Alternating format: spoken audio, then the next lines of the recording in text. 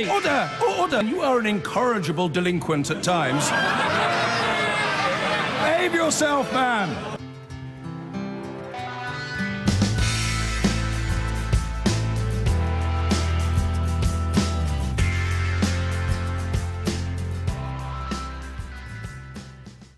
My name is Richard Kerr, and I'm 53, and I believe my first time being trafficked to England was on February of 1977.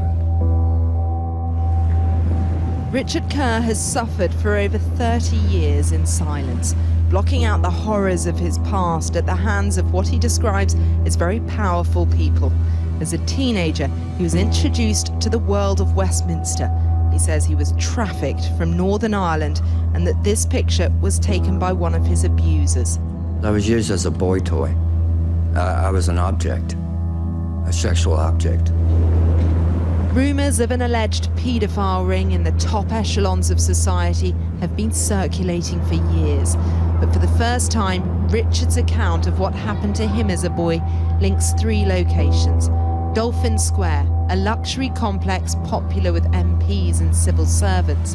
Kincora Boys' Home in Belfast, where boys were systematically abused. And Elm Guesthouse, a former gay brothel where young children are also said to have been molested. We brought Richard back to England from America, along with his counsellor, to revisit his past. His memories were vivid and distressing. I'm sorry.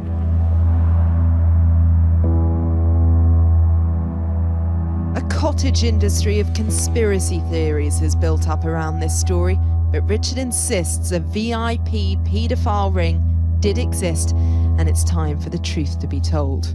They were men who had control and power over others. They were politicians, you believe?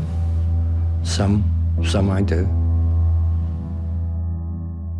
His story starts in Belfast in the 1970s at the now notorious Kincora Boys' Home. He was placed in care from the age of 5 and sent to Kincora at 14, where he was abused. There he claims he and 2 other boys were hand-picked to be trafficked to London and sexually abused by further men. Both of them, he says, have since taken their own lives. We were throwaways. That's how I felt. I felt a throwaway. I was exploited. Richard says in 1977, when he was 15, he was put on a ferry to Liverpool, abused by a man there, then escorted to Manchester and later sent to London. He claims he was picked up in a car at King's Cross Station, taken to a hotel close by and forced to have sex with multiple men. I had no way to get to England. I had no money. You know, I was under the state care. They were responsible for me. I had no one else to turn to. This is the place that I remember very well, and the memories that I tried to block many, many years ago. How do you feel about the boy you remember here? Very emotional. Very painful. Sorry. I'm scared. He says he's faced years of intimidation and is still being warned not to talk by people he believes are connected to the alleged paedophile ring. Some of his sharpest memories are of the fear he felt when he says he was visited by detectives on 2 separate occasions and told to keep quiet. They told me to stop talking about Kincora, and that they intimidated me here. There is another place where they in Preston, Lancashire, they told me they could put me away. He claims he was trafficked across the UK, including to Rochdale, Lancaster, Manchester and Wolverhampton. But it's here, at Elm Guesthouse in South London, that he says he faced his most violent experience. It was raided by police in 1982. Newspapers at the time said that at least 3 MPs were questioned. It's claimed the late Sir Cyril Smith was a visitor. It was being used as a gay brothel, and it was alleged children as young as 10 were abused. It's the first time Richard's been back, and the flashbacks come fast. I was tied up here.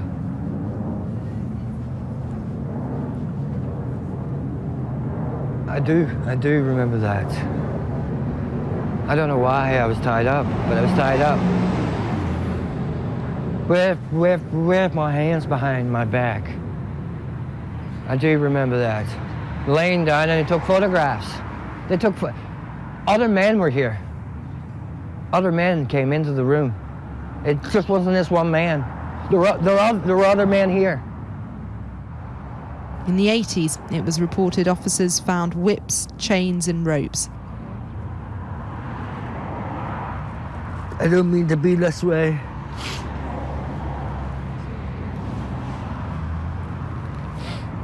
It happened. You know, I just don't mean to be. It's just holding on to all this sometimes. And I can't believe this happened. In the 1970s in Piccadilly Circus, Richard said he was picked out from a group of boys sitting upstairs inside the wimpy fast food restaurant. Would you describe the activity around here as a paedophile ring? Oh, yeah. There's no question about that. Oh, yes, definitely. Why are you so convinced of that? Because of the people I was involved with. And the boys were in groups, even though we were spread across the tables. And the way they set it up, the clients and locations. One of the locations he claims he was taken to in a taxi was an apartment complex in the heart of Westminster known as Dolphin Square. It is now at the nexus of the Met Police's Operation Midland, which is also looking into alleged murders. I could have been 16, 15, 17. I remember going in with this guy, and he told me to sit down, relax, and explain about his glasses. And he said he had Waterford Crystal, and he wanted me to have a brandy, and we had more brandy. And then we had a sexual encounter in here. Did you ever meet any of the men that have been named to have had alleged contact with young boys? I just don't want to get into that right now. I really don't. I'm talking to my attorneys, legal. And why is that? Why don't you want to talk about it yet? I'm still concerned. There are some people still around, and I'm concerned. Most of these people were very well off, but most of them had positions of power that had influence over others. Why don't you feel yet, after all these years, that you can name your abusers who were in power? I'm still in some fear, even though I'm willing to take the courage. I need to know that I can have faith in our government. And central to achieving that trust, he says, is getting the government to acknowledge what he calls the untold story of Kincora Boys Home, that he claims goes way beyond Northern Ireland. In 1981, 3 senior staff at Kincora were convicted of abusing 11 boys. There's been 2 judge-led inquiries, but allegations of a high-level cover-up continue. Despite claims that abuse in Kincora was connected to England, the Home Secretary, Theresa May, has so far ruled out including it in the official child abuse inquiry. Right now, when they're not willing to bring Kincora into Westminster, that just tells that the message it sends to me is that there's some kind of cover-up, and there has been. It's claimed British security services knew about the crimes in Belfast but did nothing to stop them, using the knowledge to blackmail and extract intelligence from influential men. In 1975, as the Troubles were taking hold, a young army intelligence officer called Brian Gemmell was working undercover and tried to blow the whistle. We brought Richard to meet him for the first time. You must be Richard. Yes, I'm Brian Richard. It's good to meet you. Come on in. Let's talk. Come on in. Brian says he put in an official report about Kincora to a senior MI5 officer, but to his astonishment, he claims he was ordered to stop digging and forget about it. That's the thing that hits me. That if I'd really pushed the thing through in 75, 76, you could have been rescued. I'm sorry.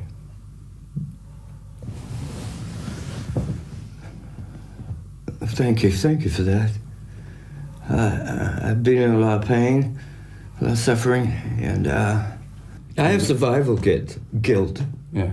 Yeah, and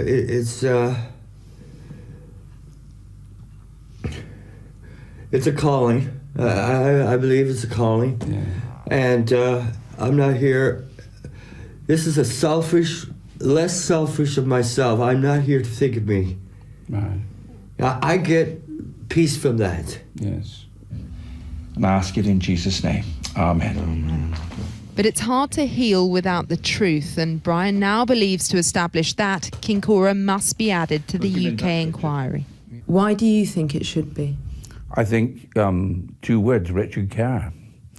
I think Richard's transporting over to the United Kingdom mainland to be abused, rather than just being abused in Northern Ireland, speaks volumes. It ties the two together. Here's a Kincora boy that knows what goes on in Dolphin Square. Do you think there are still efforts to try and cover up? I do. Richard is open about the fact he went on in his adult life in London to be paid for sex with men. It was, he says, the only life he knew. He later emigrated to America. Would you concede that you became a male prostitute? I would answer it this way. I didn't become. That's what they made me to be. I had no awareness that I would be that. They shaped me, groomed me, and that's what my life was.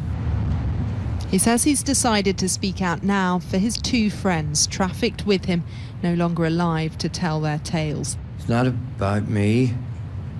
It's about the voices that didn't have a voice, and I don't know, my spirit is driving me. And he has this message for the Home Secretary, Theresa May. I want those who are responsible brought to justice. Yes, we can't fail in this. We just can't. If we do this now, if we fail on this, we are allowing this to continue. That they can get away from this because people have decided to turn the other way. The idea those inside the corridors of power were part of a sophisticated UK-wide paedophile ring has been dismissed by some. But Richard is adamant there was one, and that he is living proof. Well, John, the survivors hope that today would be the beginning of the end of their search for truth, which has evaded them for so many years. You may not have heard of Kincora Boys' Home, but the allegations of what went on inside go to the very top of the British government and the security services. At least 29 boys were abused in the home, and one of the abusers is believed to have been an MI5 agent. It's claimed that the boys were collateral damage, were able to be systematically raped because intelligence was deemed more important. And yet the British government has so far refused to include Kincora in the UK-wide child abuse inquiry, saying that it is a devolved matter. But that is not enough for the men who have endured years of abuse. They went to court today to fight for witnesses to be compelled to give evidence and for MI5 to hand over vital documents. It is a case that strikes at the very heart of issues of trust and the state, and the survivors say it is a case of now or never. They were abused as children. Now these middle-aged men believe this is their last chance to unravel what they allege is a cover-up by security services going back decades. A High Court bid to investigate the real story of Kincora Boys' Home, not here in Belfast, but in London, and the UK inquiry chaired by Justice Goddard. This has to go to the top. It has to go to Westminster. Westminster has the authority, they have the power, and they have most of the documents. I just can't even get a night's sleep. It's just always in my head, things that happened to me. In 1981, 3 senior staff at Kincora were convicted of sexually abusing 11 boys in their care. Joseph Mains, his assistant Raymond Semple, and the housefather William McGrath, the leader of an extreme loyalist movement called Tara. But attempts to establish the truth about British state collusion in what went on here have so far been blocked. It's been persistently alleged that William McGrath was an informant for British intelligence.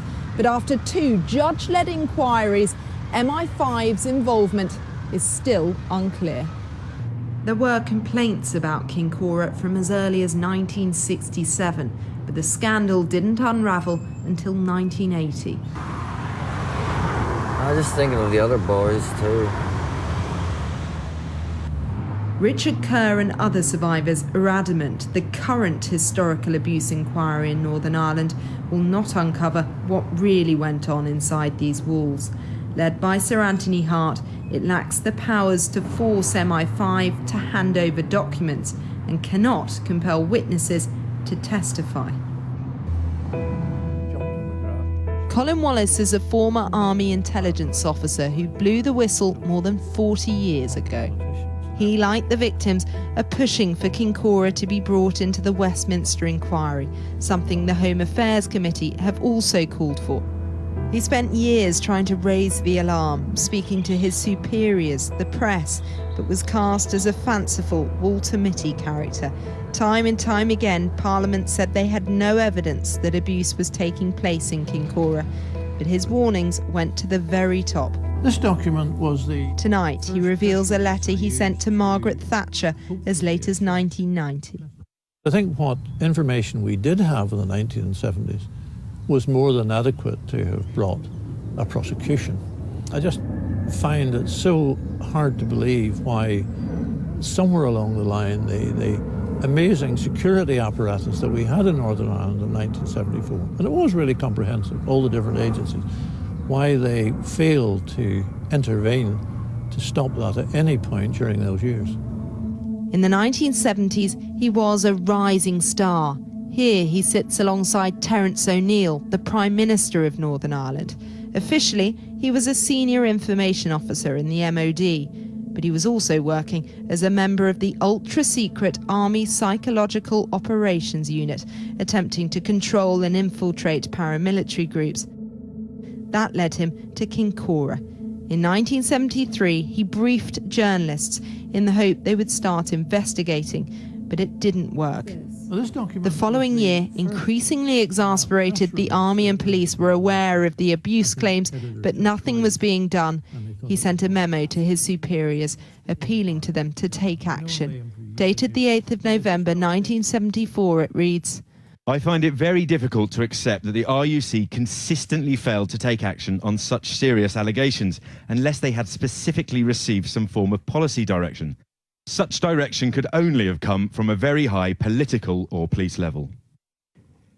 If the allegations are true, then we should do everything possible to ensure that the situation is not allowed to continue. The youngsters in these hostels almost certainly come from problem families, and it is clear that no one will fight in their corner unless we do. Well, bearing in mind we're dealing with the army and the police, they themselves had a lot of authority. It is virtually impossible for any organisation to stop a chief constable or indeed a senior police officer from doing their duty. And I can only conclude, therefore, that whoever did stop action being taken had to have considerably more power. And in the context of Northern Ireland, that must have been from London. I can think of no one in Northern Ireland who had that level of authority. Colin was vilified, discredited and wrongly jailed for manslaughter. The conviction was later quashed. He always maintained he had told the authorities boys were being abused from the early 1970s, but those allegations were dismissed. Then, in 1990, Margaret Thatcher admitted that her government had misled Parliament and the public about Wallace's role, but she didn't address the issue of child abuse. A few months later, he wrote this letter, shared with Channel 4 News for the first time. Instead of the positive response promised by ministers, each of my letters has been fobbed off with absurd excuses.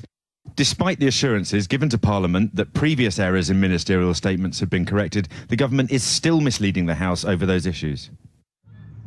Just months after Colin left Northern Ireland, this man, Richard Kerr, now living in America, entered Kincora. Colin says if his warnings were acted on, Richard and many other boys could have been saved from years of sexual abuse.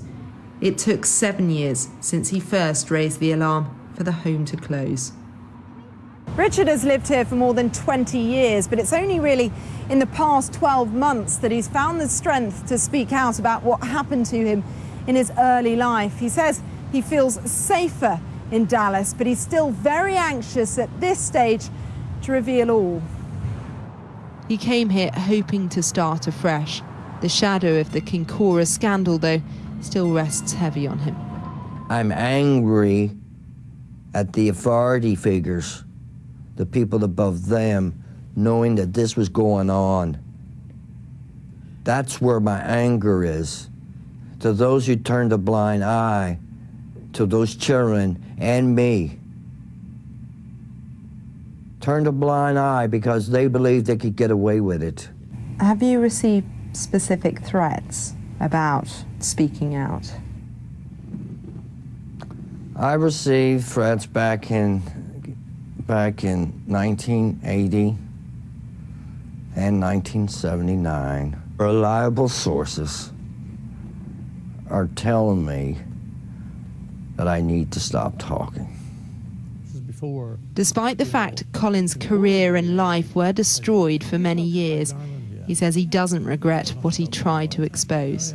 I genuinely believe I did my best, but I also feel very sad that I wasn't able to do more. My job, don't forget, was helping to fight terrorism. Kincora was a small but fairly stressful sideline, and I found it frustrating more than anything else because it should have been very easy to resolve, and I suppose I still grates with me that we weren't able to do more than we did do. He became one of the biggest whistleblowers of his generation. Like the victims, he firmly believes this is the last opportunity to establish if there was an MI5 cover-up that allowed boys to be abused in Kincora to protect intelligence. I've been through life with not trusting anybody. I don't get involved with anybody. That is why I'm 57, never been married, no children, and that is, I'm just an ordinary guy. I wanted the same things that everybody else had, and I just had to look at it from outside. What would you say to those looking on in Westminster today? Let us have our day in the sunshine. You know, we're getting old, so draw a line under this. And if a line isn't drawn, they fear they could remain on the outside, the state's alleged role in their troubled past covered up forever. Cordelia Lynch. Now joining us from Washington, D.C. is Jim Gamble, the former senior police officer and head of the Child Exploitation and Online Protection Center, known as CEOP, from 2004 to 2011. Jim Gamble, you believe, do you not, that this inquiry should be moved from Northern Ireland into a UK-wide aegis. Why? Two reasons. The first, context. There needs to be an overarching inquiry which places in context all of the issues around the nature of this abuse. And we call it historic, but as you can see from the interviews we just witnessed, there's nothing historic about the pain those survivors are still suffering. But critically, the second reason is because you need the power to prevent people hiding behind the context of the history of Northern Ireland and pulling the blanket of the Official Secrets Act over them. Now, I've been a former head of Special Branch in Belfast.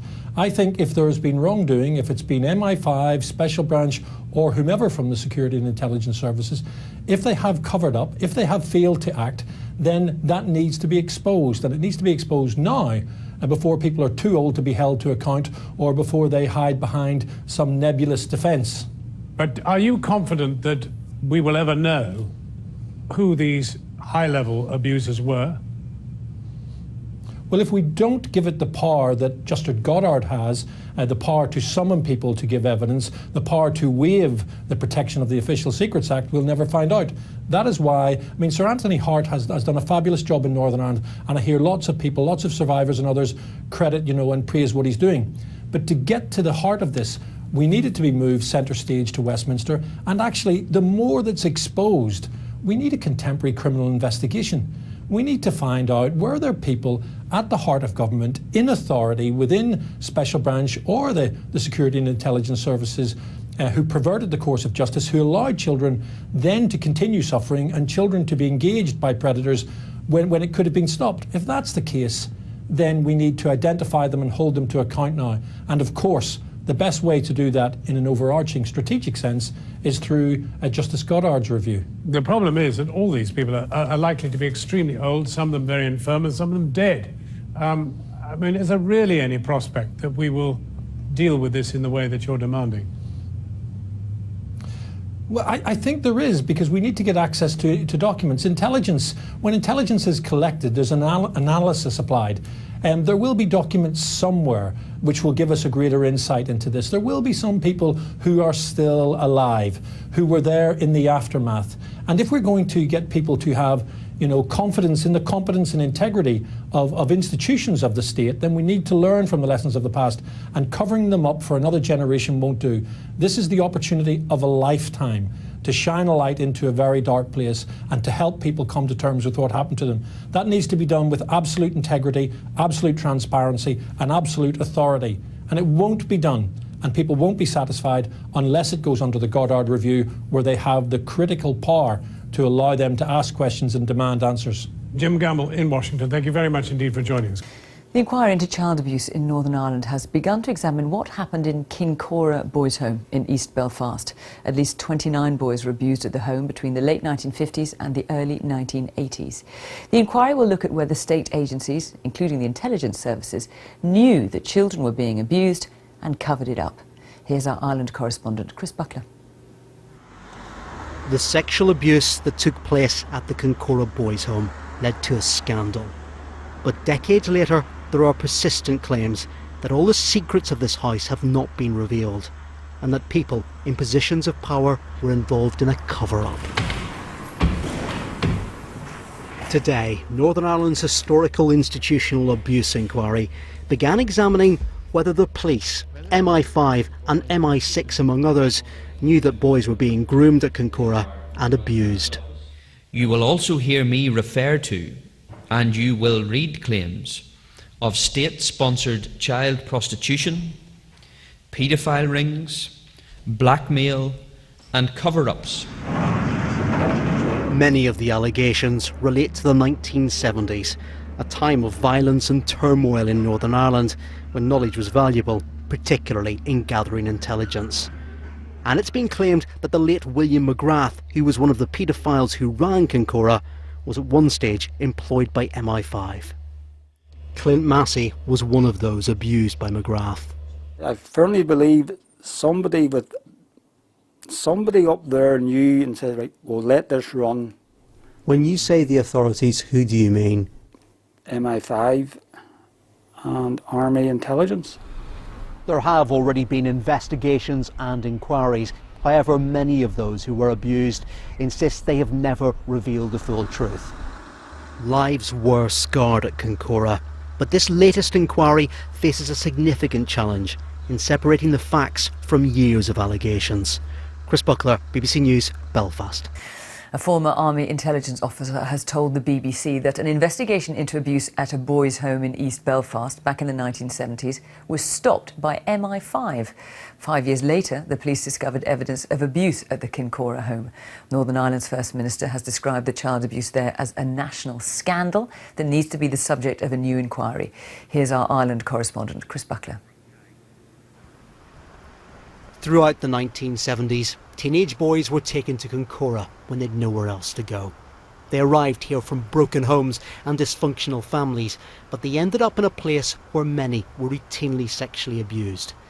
In the early 1980s, 3 men, including the prominent loyalist William McGrath, were convicted of a series of offences. But 5 years earlier, at the height of the Troubles, an Army intelligence officer had raised concerns about Kincora, based on information from an agent known as Royal Flush. However, a senior MI5 man ordered him to halt his inquiries. He told me not just to stop any investigation into Kincora and McGrath, but to drop Royal Flush. That was it. There have long been claims of a cover-up at Kincora, and suggestions that people of influence were involved in abusing boys here. There is an inquiry taking place in Northern Ireland into historical institutional abuse, and that includes Kincora. However, its powers of investigation are extremely limited, and Northern Ireland's First Minister has indicated that he doesn't believe it's capable of uncovering what truly happened here. As a result, he's written to the Prime Minister and asked for the Kincora scandal to be included in the abuse inquiry that's being planned by the Home Office. People did take their lives after having been questioned by the police on these issues. There are matters which, when you put them together, would indicate clearly there was the knowledge of people in very high positions in Northern Ireland at that time. And some claim what started at this care home had links to places and people far away from the streets in East Belfast, where Kincora is a word associated with scandal and shame. Paedophile groups in the 70s form very close alliances purely for protection, if nothing else. And it may well be that some of those links are very important when we think of why, for example, the army and the police were not allowed to take action. Like so much of the sexual abuse now under investigation, the crimes at Kincora are regarded as historical. But for victims like Clint Massey, it's a past that still haunts. I just want to see the building gone. I want to turn up here one day and just see an empty space. Then I'll know it's gone. You know. This house hid many secrets, and some of them are still waiting to be exposed. Chris Buckler, BBC News, Belfast. When Sir Anthony Hott's inquiry into historical abuse in Northern Ireland begins looking into the notorious Kincora boys' home today, one of the allegations it will be exploring is whether the intelligence services were involved in covering up what happened there from the 1950s. There's no question that children were abused at Kincora. 3 men who ran the home in East Belfast were convicted in 1981 of abusing 11 boys, but at least 29 were abused there right up to the early 1980s. We're joined now from Belfast by Clint Massey, a survivor of abuse at Kincora, and by the investigative journalist Chris Moore, who's followed the story since 1980. Good morning to you both. Good morning. Good morning. Clint Massey, how long were you at Kincora? I was in Kincora for approximately 8 months. And how old were you when you arrived there? I was 16. And what happened in your time there? From day one, I was regularly raped every morning. That was my way of getting woke up out of bed. And your abuser was a man called William McGrath, is that right, who was later convicted? Yeah, that's right. That was William McGrath. And this happened throughout your time there? Yes, that was a regular occurrence. And were you able to tell anyone about it at the time or in the years immediately afterwards? No. I mean, I was 16 at the time. I had a social worker who was 22 at the time. Young woman. I mean, a different era. You didn't mention things like that. A different era, and particularly as far as Northern Ireland was concerned, time during the Troubles where you also had the security dimension of what was happening around you. Well, I mean, just outside the door of the home, it was on the verge of civil war at times. You know, I mean, there was armoured cars roaming the streets everywhere. So it paled into insignificance when you saw the big picture. And nobody would want to listen to somebody like myself. Chris Moore, when did you start to learn about what had happened at Kincora and get interested in the story? Well, the story first emerged in 1980, and it was a story about apparently there was what was called in the newspaper that broke the story a homosexual vice ring. And the intrigue came when the 3 staff were coming to trial.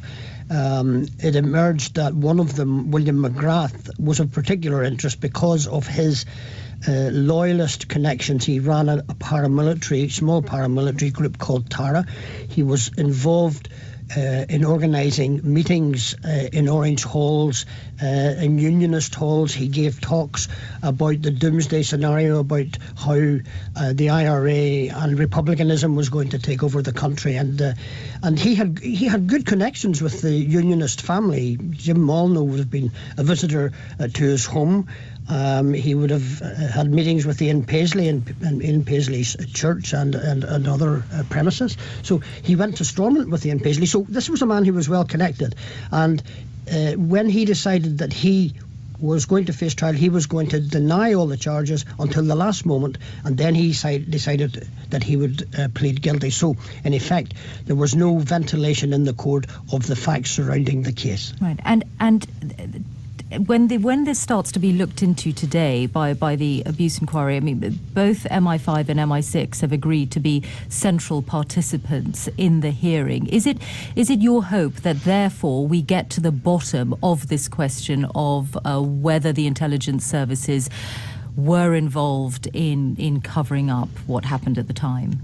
Well, it's quite apparent to people like Clint and other survivors of abuse at Kincora that there has been a cover-up. And the cover-up here has caused them as much pain as the physical and sexual abuse that they suffered whilst in Kincora. As regards MI5 or 6 or the Ministry of Defence coming along and taking part in this inquiry, the inquiry doesn't have any powers to compel. That's kind of worrying. These people from MI5 and from MI6 and from the Ministry of Defence have singularly not cooperated really up to now. In fact, the 2 original police investigations were blocked by the fact that MI5 did not produce an officer for questioning by the police on 2 occasions, on 2 separate police investigations. The first one by the RUC, the second one was by the RUC, but it was under the leadership of Sir George Terry, the then Chief Constable of Sussex. They have agreed to be participants in this hearing. Clint Massey, what did you think at the time about the reasons for why it took so long to get to grips with what was happening? Eventually there were criminal proceedings and these 3 men, including your abuser, were convicted. I think it took so long because there was people to be protected. People had to be moved out of the picture so that a type of inquiry could take part, but no real damage done to the structure of the security forces. They were still going to do what they were going to do. And we were just collateral damage.